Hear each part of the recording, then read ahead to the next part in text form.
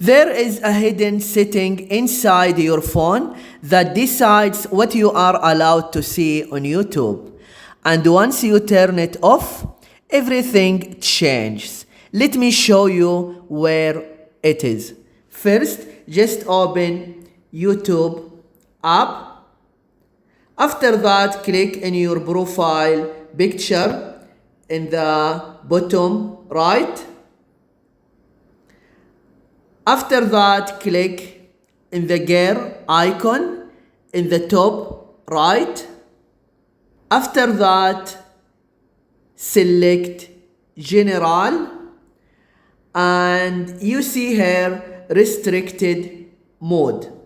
If it's on, you need to turn it off.